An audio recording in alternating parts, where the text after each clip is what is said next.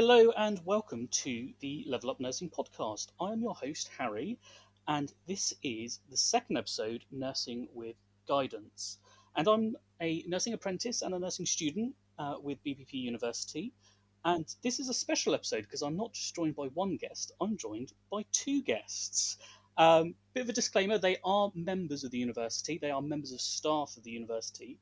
However, they are not nursing members of staff. So, on the topic of the episode of Nursing with Guidance, I am joined by the wonderful Tamsin and the wonderful Jess. So, Tamsin, would you like to introduce yourself, please? Yeah, sure. Hi, I am part of the Students Association, and my role is an independent education and welfare advisor, similar to Jess. We are a two-man team, or two women team, I would call it. And yeah, I'll let Jess introduce herself as well. I'm Jessica Hill. I am also an independent education and welfare advisor. We are indeed a two-woman team, and we have been working quite closely with some nursing students as well, running the positivity events, and just really trying to communicate what we do. Awesome, awesome. So that actually brings me wonderfully onto my disclaimer for the episode. So, any views expressed by myself or my two lovely guests are strictly our own. They do not represent the NHS trust I work for or the university they work for. They are strictly our own. They are our own opinions. They've taken time out of their day. I've taken time out of my own day. They do not reflect any professional body, other professional organisation, any nursing organisation, any trade union, or any other professional or charity, any other affiliated organisation, be it nursing or independent advice, um, they work for or myself work for or do anything outside of that. It is only strictly our own. We're all having a wonderful little chat to see how we can benefit nursing students and nursing apprentices alike. So, guys, I do actually have an interesting question for you both because it's been a long time since I've been in any sort of formal education or formal higher education. So, strictly, what do you guys do? Nice and simple. What do you guys do as independent well-being or independent advice? What do you guys do, and how do you support apprentices and students? What I normally say as a kind of entry into what we do is that the document we attach to most of our emails is called What to Do When Things Go Wrong. Um, and that pretty much sums it up. So, anytime a student is struggling with their studies, maybe they haven't been able to submit an assessment, or they've missed some classes, or they have not received the grades that they were hoping for, they can come to us and we can tell them what their options are. Also, welfare concerns like financial concerns or mental health concerns, they can come to us and we can point them in the right direction or be able to give them some help as well, some support. Um, Yeah, so just to as Jess mentioned, we help when things go wrong. So, if there's an exam or an assessment that you have due that for whatever reason, any unforeseen circumstances, you're not able to sit, we're here to support you with completing your application essentially. So we have multiple different avenues you can go down. So we have extenuating circumstances, and that's basically where before your assessment or 10 days after your assessment, you can submit an extenuating circumstance application, and that will allow you to essentially have that sit or that attempt of that assessment be voided, and then you'll have another opportunity to sit that assessment again, but at the next available time. So that's one of the avenues you can go down, and that's usually before your assessment is due or 10 days after the assessment has been completed. And then also we have the appeals procedure, which is essentially once you've received your results and you see that you're not happy with your results and you had been affected by some unforeseen circumstances prior to your assessments, or even during the assessment period, then you can appeal that grade. And again, that would be essentially the same outcome as the extenuating circumstance, where your assessment attempt would be like voided, and you'll have another opportunity to sit that assessment again. Um, and with that, there's specific grounds that you have to appeal under, and obviously, all of this is just sounding like a load of jargon. So I'm realizing it as I'm saying it. I'm like, oh wait, this is sounding very boring. But that's essentially what where we come in. We come in to help you through that in those areas. So all of the more, I guess you would say, like complicated jargon, like what grounds you have to appeal under. So what exactly you're disputing your grade for. So that could be you had some administrative error that occurred that's stopped you from submitting your assessment, or that could be a or like a procedural error where you haven't received your timetable for like a whole term, which is very unlikely. I just can't think of anything else. But if something like that has affected you, then you would appeal under the ground A, which is that there has been a procedural or administrative error. Then you have ground B, which would be to say that you completely disagree with the result you've received. You think the marking doesn't reflect the work that you've Mm, completed. And then there's ground C, which is essentially you had unforeseen circumstances that had affected you at the time that you weren't able to tell the university of beforehand. And you just have to make sure you provide evidence. yeah, So, a lot of the things that we do help with, such as extenuating circumstances and appeals, it is really based off of evidence in most cases. And that wouldn't be assessed by the school. It wouldn't be assessed by the nursing school. It will be assessed by, I guess you would say, an external body that's yeah, still technically part of BPP, which is the Office of Regulation and Compliance. So they'll be assessing your extenuating and appeals applications. But yeah, that's just two of the things that we help with when it comes to assessments. And then of course you have extensions as well, um, which is more so if you've got coursework and you need a bit more time to finish your coursework, maybe 7 days extra. Actually, I think that is the limit, 7 days mm, extra. 7 days unless you've got a learning support agreement. You can get yeah. up to Exactly. 2 weeks, I think. So Yes. I Mm, was sorry to interrupt, but also to throw in sort of another question at you is if yeah. I already have a learning support agreement, um, or I'm in the process of getting one, should I say? Mm. Um, However, what happens if a student or apprentice doesn't have one? So how would they go around getting that? Because for me, it was quite nice and simple. My personal tutor helped me set it up.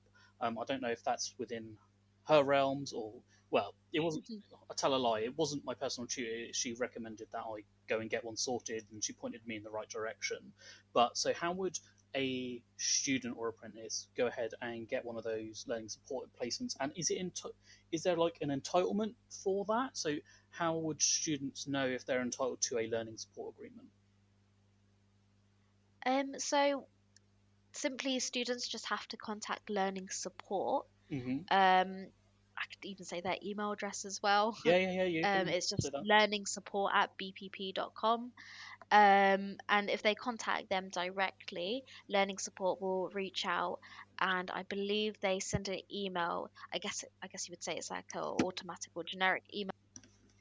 So what tends to happen is, you contact learning support with that email, and they will tend to set up an appointment with you and kind of discuss why you're there speaking to them, what's been going on, whether you have any diagnoses as well, because of course they may ask for medical evidence. That's really, really important, just to make sure that they are supplying you with the correct provisions. And then they will, and I can't remember the specific name of it, but they will fill out a specific form, and it will just kind of jot down all of the things that you are entitled to from your learning support agreement. So that could include extension dates, that could include extra time in exams, rest breaks, um, printer credit, all sorts of stuff, depending on what you've gone to them with, and what you require to help you to kind of support words to help you to get the most out of your studies, I think. So they'll put together a learning support agreement. I've remembered the name, a learning support agreement, and then you can use that to as a kind of tool then to make sure that you are kind of getting the most out of your studies. And they can also advocate for you. So if you would like to, for example, find out, um, you know, get reassurance that your learning support agreement will be put in place in exams, they can reach out. And they do also know a lot about a lot of things in the general welfare realm. So um, they're a fantastic team. And I'm sure I've not done them justice with that. Um, Going back to one of the statements you guys made is when you're making the appeal, have you in your sort of line of work ever made an appeal on behalf of a student, or you've assisted a student or apprentice in an appeal and it's ever been rejected? How would a student, is there like an external body out of that to say, right, okay, we've rejected your appeal, this is your next steps? What would be a student's or apprentice's next step? Say, let's say they worked really hard on an assignment, they put their life and soul into it, but they just scraped a pass, when actually they're like, well, hang on, I've done, looking at the marking criteria, I'm at least worth, or tell a lot, I at least deserve, like, say, a 60 or a 70%. Um, what would you, how, it goes to an appeal, the appeal is rejected, what happens next? I mean, in a situation like that, of course, it does happen when your application can be rejected, and that might be because you haven't attached enough evidence or the evidence doesn't meet the guidelines.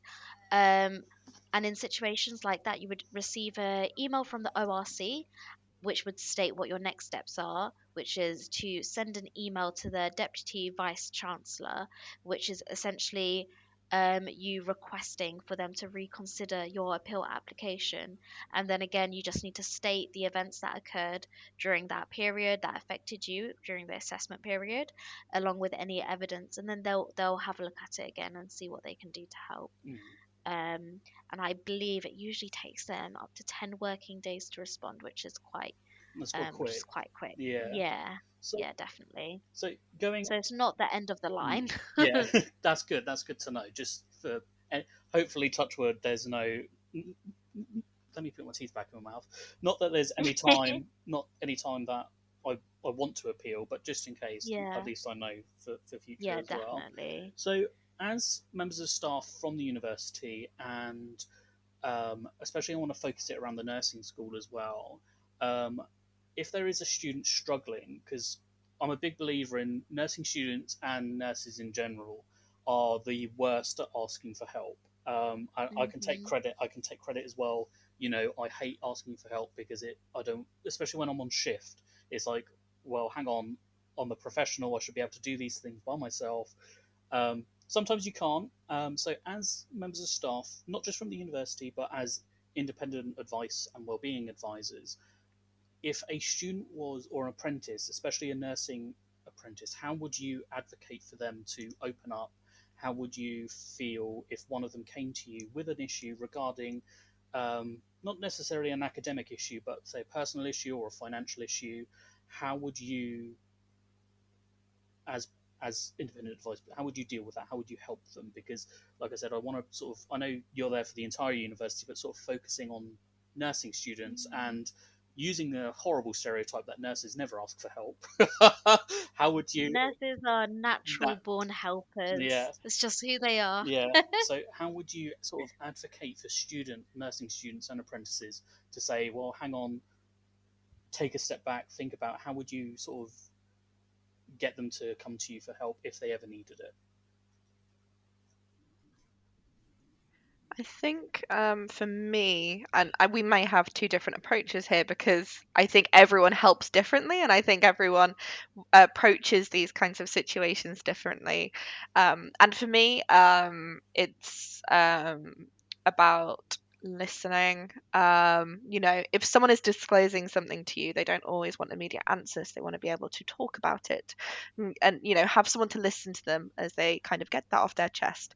So it's about kind of listening with them for a while, just being there in that space and listening to them, really kind of disclose. And then I think what I tend to do in those kinds of situations is, instead of kind of saying immediately where to go, oh, well, these people can help you with this or stuff, I do that down the line. But first of all, I kind of like to work in collaboration with the students and just um, make sure they're leading the conversation on where they would like to go with what's happening, and I'm kind of putting in suggestions and having Yeah. more of a conversation with them.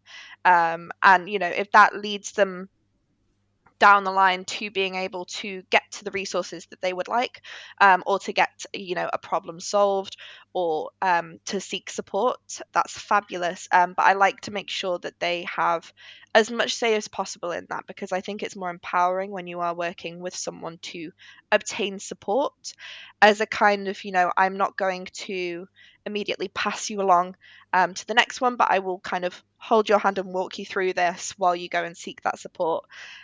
So, I mean, first of all, really listening. And both myself and Tasnim have been mental health first aid trained, and we have conversations with students Mhm. over very sensitive topics sometimes, fairly often. So we are well versed in kind of sitting and being comfortable in that space where people disclose. So, non judgmental listening is the first really important part, and then just guiding someone through the process instead of passing them along. And that's kind of how I approach these Okay, things. okay, that's good. Yeah. What about you, Tamsin? I The gist. completely agree with what Jess said. We definitely do a lot of hand holding, but it does help, especially when a student comes to you and they're being very vulnerable. I think in circumstances like that, it- a bit of hand holding can really make a big difference.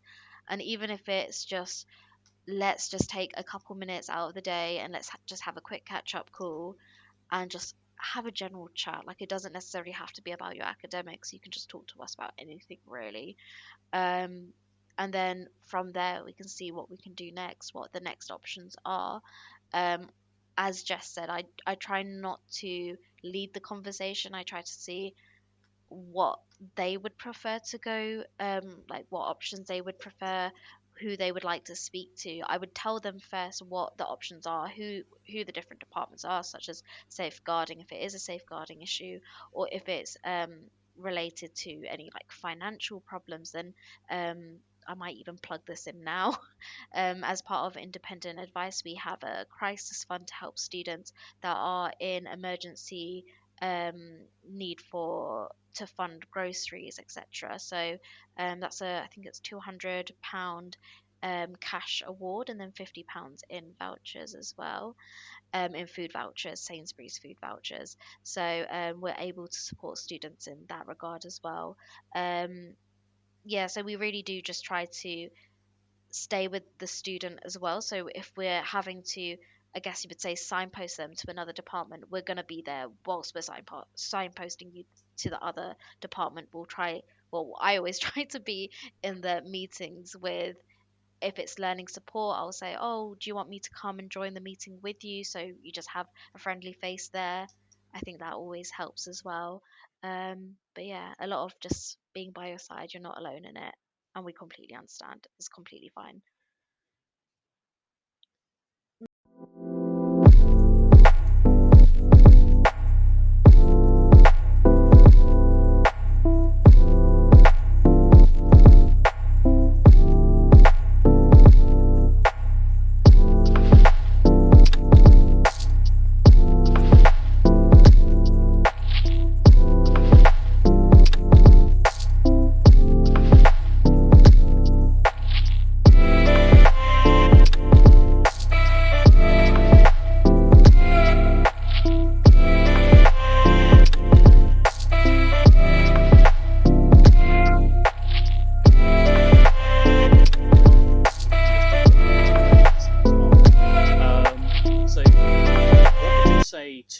any student, or especially any nursing student, that feels like, oh, do you know what? I have nowhere to turn. I feel like if I disclose some information, it may affect where I am in terms of my studies. Where would you come with that? Because the episode is nursing with guidance. We're all here to guide each other, and especially I'm glad you two are both on actually, because you know, you're here to guide us and help us. So where would you, as independent advice um, professionals and advisors, how would you fit into that? If a nursing student from our universities are listening and going, oh, do you know what? I have nowhere to turn. I feel like if I disclose something, it's going to affect me, especially where I am in my studies at the moment. Um, what would you? Is there any advice you can give that person? Can they? Is there a way they could report something or disclose something anonymously? Yeah.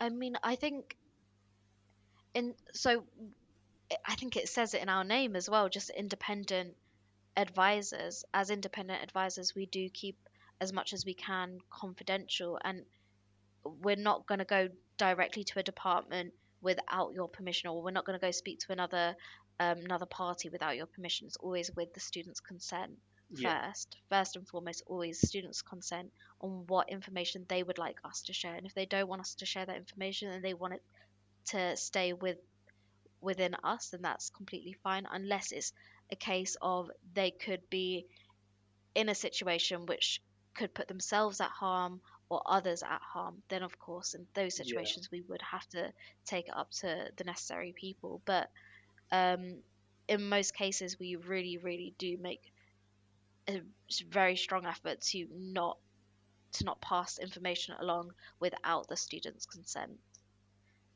But yeah, Jess, do you want to add to that? Yeah, and I think that's the confidentiality aspect is the most important thing here, because they may be in a situation where we may need to go and get further, like a second opinion or further guidance from someone who is school based. But what we can do is kind of, go to them with anonymity. So that's the main kind of confidentiality thing here is, yeah.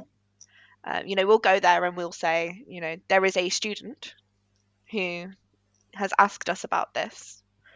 And they're not then directly going to someone and saying, I need this or I'm wondering this. It's that Mm, kind of barrier between, we're like bridging the gap between students and central university staff, because we're very much an independent body. So we can move between the groups and carry that anonymity for students. And also when students are comfortable with us breaking that anonymity, we can also advocate for them, if they are waiting on something or if they are concerned about something, we can advocate for them, within their school or within their university in mm. different teams as well.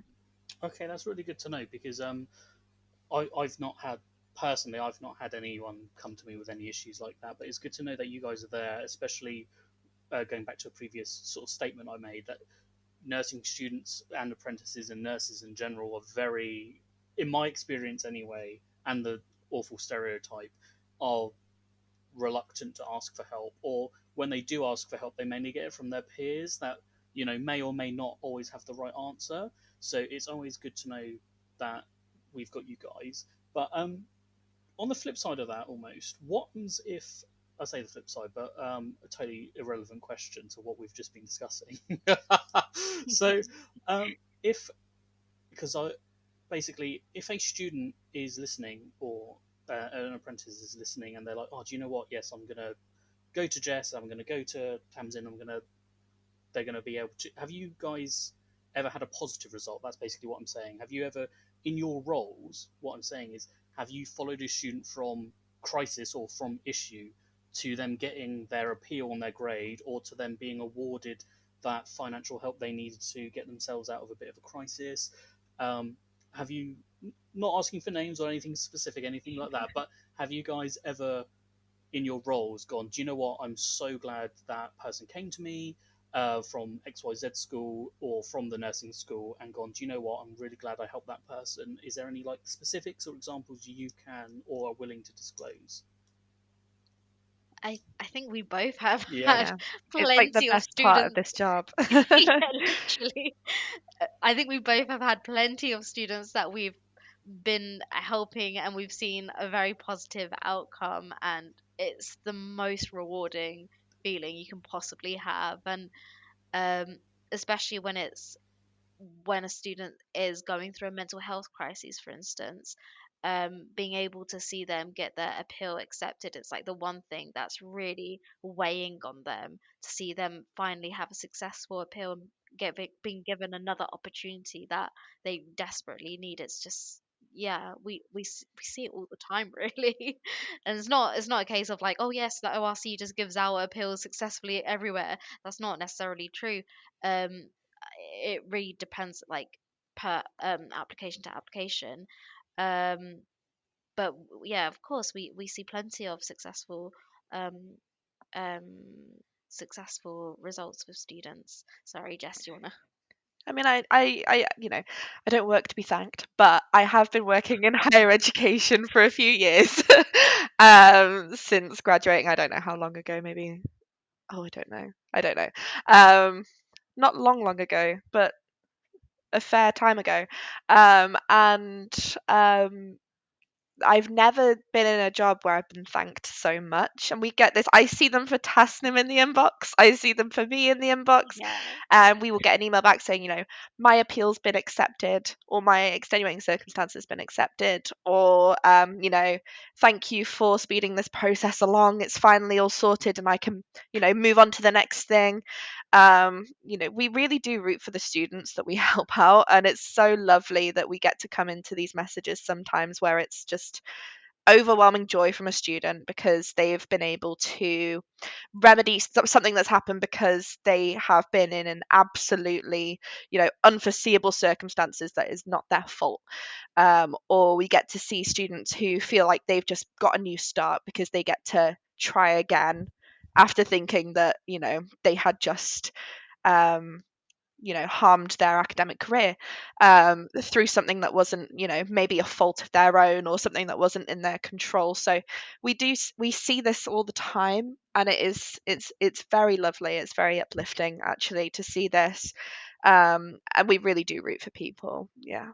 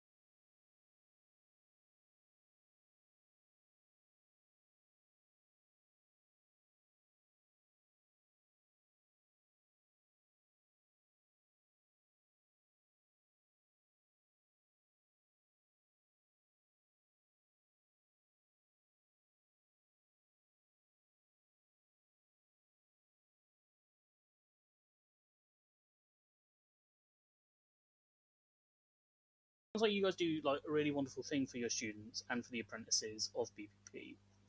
Um, but when has it ever failed? When has all of your independent, being semi or fully independent, when has that failed? Has you, like, I'm not asking for specifics, but I'm saying, like, have you come across a situation in your time at BPP where you've ever thought or ever come across where it's like, oh, do you know what, I really can't help you, or I don't know where to point you. Um, there's people around me that can't give me the answer I'm looking for to help you. Has there, like, again, I'm not asking for specifics, um, but have you ever found a situation where you found yourselves like, I can't, like either be it situational or be it a policy? Is there a way a student can go, do you know what, I don't agree with that? Um, is there a way around that, or is there a way to point a student in a direction where it's like, do you know what, we can't help you, but XYZ can? Oh, that's a tongue of thought, isn't it? Sitting with Yeah, that for a second, yeah. I think there's a few there facets is. to My that question. apologies. And no, it's okay. I Yeah, love a broad question because it means I can talk loads. I think sometimes there are situations where we say, I can't help you just because some things aren't in our remit.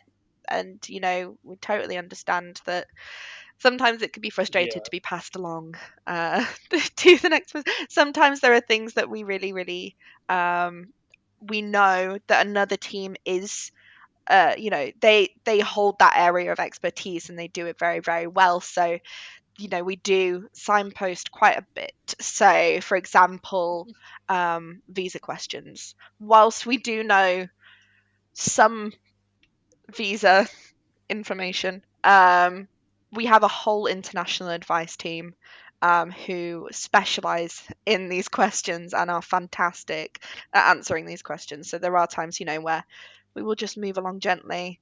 But of course, offer, if you have any other questions or need support with anything else, this is what we can help with, and this is what we're best at helping you with. But really, these are the best people for you. Um, is that's fine. If like, that was quite a tough question, if I'm honest, I thought that yeah, was a bit mean of me to ask I'm. that, but no, it's always good. It is good to know, and it is good to disclose I, this because, you know, there will be times, especially in nursing practice, there will be times where, you can do everything you can, and you you can do absolutely everything, give them XYZ drug, you can do everything, and trying to bring it back to nursing, there'll be things where simply you can do whatever you want and do whatever you can, but it's just not going to help. So being with you guys has actually helped because we are nursing with guidance, and your guidance, everything you have said, has really helped. I do have a few final things to ask you about, though. So, um, in the event a student from another university ever hears this, because I know this has been a very BPP university focused episode, which I actually liked. I've actually liked. I didn't think it would be as focused as it was, but I've enjoyed it. Um, have you got any advice? Let's say a student from another university has picked up this podcast from somewhere and gone, do you know what? That's really helpful that these guys at BBP University have got this service. What would you say if another student from anywhere across the world or anywhere across the UK had picked this up and gone, do you know what? Let's have a listen. And what would you say to them? Because obviously you can't help them because they don't study with us. yeah. Yeah. No, I would say, here's my email. You can contact. No, I'm joking. I 100%. I would say, please check your university has all of these support services because I'm pretty sure they should do. Especially a student union, a student association, or anything along those lines, or an SU advice.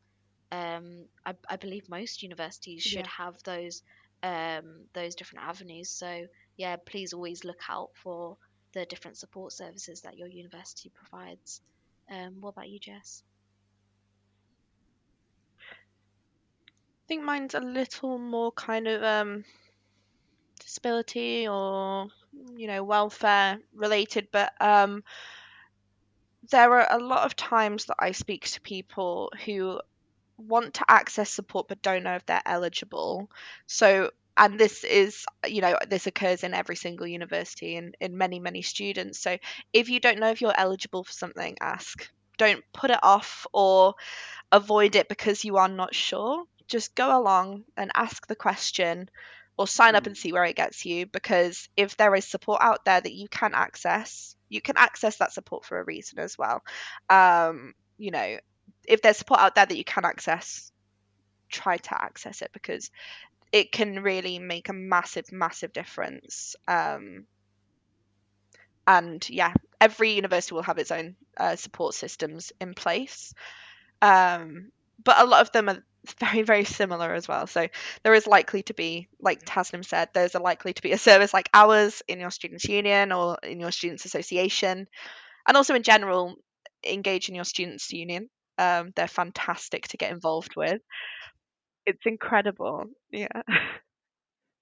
I mean, like Harry, I did a lot of volunteering when I was a student, and I was a not a representative, but I was a member of peer support. So I do similar activities, and it is just fantastic experience as well. So make the most of those kinds of things as well, because they're great experience for employability, but also just in general, they're a fantastic way to get engaged with your university and get involved and meet people, I think. So yeah. So, what are your silver bullets? So, what I mean by that is, what piece of advice or piece of guidance would you give anyone that not is not necessarily just struggling or is not need or is in need of advice? What would you say? What is your silver bullet to say? Do you know what? This is when I need. What advice would you give these people? I have a general, very general one because I have little subtopics with these little phrases that I use constantly. But my most general one is probably, a Google can do a lot of good. You can learn a lot from a Google, and you can, if you're seeking advice, if you're trying to figure something out, a Google can do a hell of a lot of good. But also, that's never going to be able to replace reaching out and talking to someone, because when you're looking for an avenue of support, when you're Googling something or going on a website and looking at a specific topic, that's giving you a very kind of pinpointed answer. But if you go and seek support from, whether that's an advice service or, a GP, or if you're going to talk to someone else who is trained in that area, that discussion is going to come up with different subtopics and you're going to veer off in different directions, and you're probably going to learn a lot more about support that you hadn't considered or questions that you hadn't thought to ask yourself. So, Google's good as a starting point, but always reach out for support, because those conversations can make a lot of difference.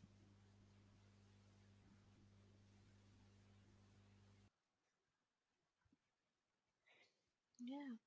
And also, just to add, don't be scared to reach out to us, honestly, or reach out to any support services at any university. But yeah, reach out to us. We're always here to support. And as we were saying earlier, we're always trying to see the best outcome for all of our students. That's the main thing for us. It's the one thing that makes me wake up in the morning to come to work. I want to see students succeed. So yeah, always feel free to reach out to us whenever. Okay, awesome. So, guys, could you just share your emails if that's okay with you guys? Because Yes. it's going to be mainly, obviously, this is a very BPP focused episode. So, um, yeah, if you wouldn't mind sharing your emails and sharing if you've got like a Yeah. broad email just for your team or. Of course, we want to hear more from our nursing school students. We don't hear from you guys enough. Just bother us. Bother our inbox. Email us as much as you can. So our inbox is independentadvice@bpp.com. Very Won- simple. Independentadvice@bpp.com. Wonderful. That's what I wanted to hear. Thank you, guys. Thank you so much. Thank And thank you. you Wonderful. That's what I for wanted to hear. having Thank you, guys. Thank you so much. And thank you, guys, for Thank joining.